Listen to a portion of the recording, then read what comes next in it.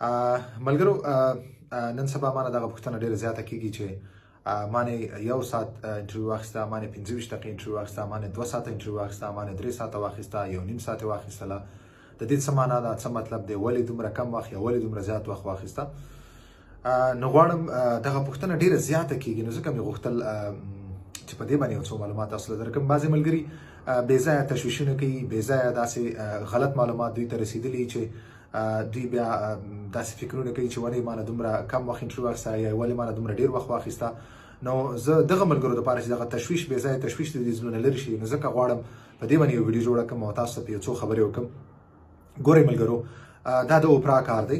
اوپرا په خپل کار باندې بهتره پوهیږي. دا د هغو فیصله ده چې تاسو نه څومره پوښتنې وکړي، تاسو نه څو منټه سوالونه وکړي، تاسو څو دقیقې هلته کښېنئ. دا مکمل ډول باندې د هغو پورې دا تړاو لري. بلکې اوپرا چې کوم د هغه مخکې نه مخکې کوم سوالونه تیار کړي یا ماده کړي، هغه پوښتنې تاسو نه کوي. هغو ستاسو کیس چې کوم دی، هغه ستاسو قصه چې کوم تاسو ورلیدلې، هغې نه مخکې هغه مطالعه کړي، هغه پوره امادګۍ سره راځي. نو هغه خپله بهتره اوپرا پوهیږي چې تاسو نه څو دقیقې انټرویو واخلي. اوس پوښتنه دلته دا اکثره ملګري دا پوښتنه کوي چې یعنې یو ساعت یې واخیسته، دې څه معنا دی، 2 ساعت یې څه واخیسته، ډېره واخیسته ښه ده، که دا منفي ده، که دا پلانکې دی. نو دا هېڅوک هم نه پوهېږي چې تا نه کله یو ساعت انټرویو واخیستل او مثبت جواب راځي که منفي.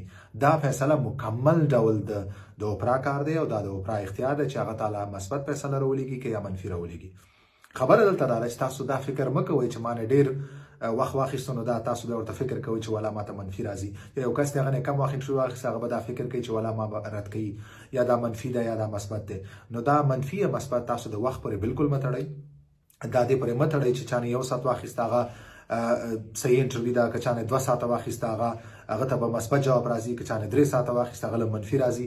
دا ټولې خبرې چې کوم دي غلطې دي. لکه څنګه تېره ځلې ما یو ویډیو جوړه کړې وه چې هلته څه ملګرو داسې اوازې خپرې کړې وې چې که یو میاشت کې تاسو جواب راشي دا منفي دی، که 2 میاشتو کې راشي یا د 2 نه زیات راشي دا مثبت دی. دغسې دغه ټولې اوازې چې کوم دي دا دروغ دي، دا غلطې اوازې دي، دا غلطې خبرې دي. تاسو داسې خبرو باندې بالکل ورته غوږ مه نیسئ، مه تشویش کوئ.